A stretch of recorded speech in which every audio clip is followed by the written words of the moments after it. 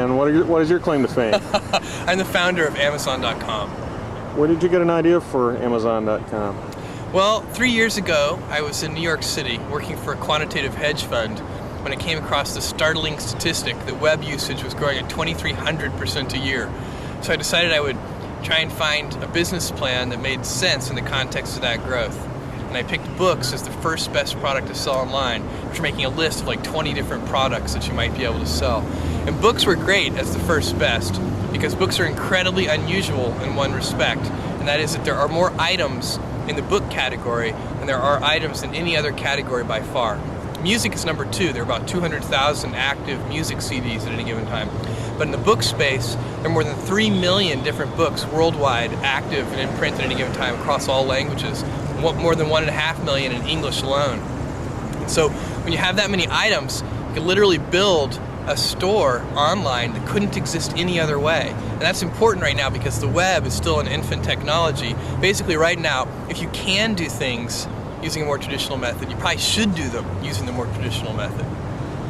What kind of inventory do you keep? We inventory the best-selling books. At any given time, we're inventorying in our own warehouse only a couple of thousand titles.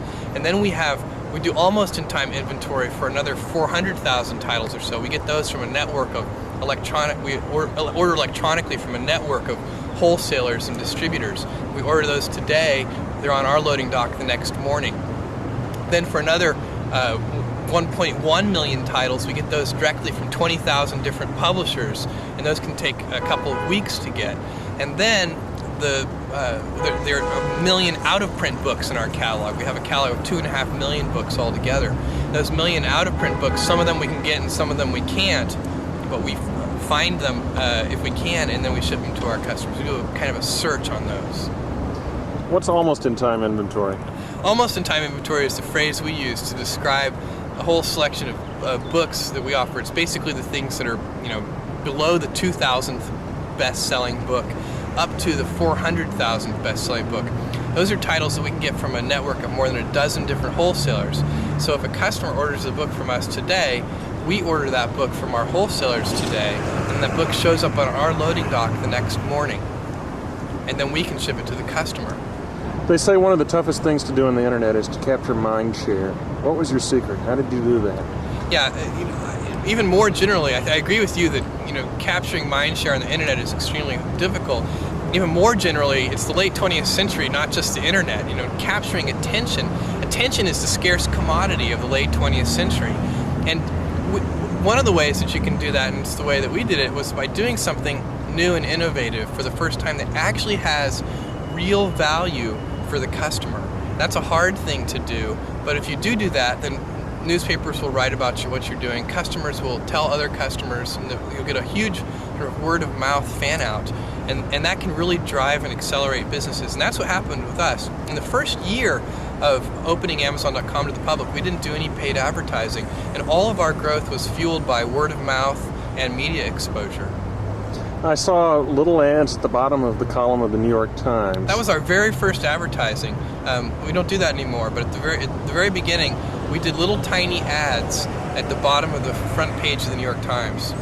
I thought that was very clever. It's sort of using a URL as a macro, because I read... That it expands. We're a bookstore, click here. Right. That's a great way to think of it.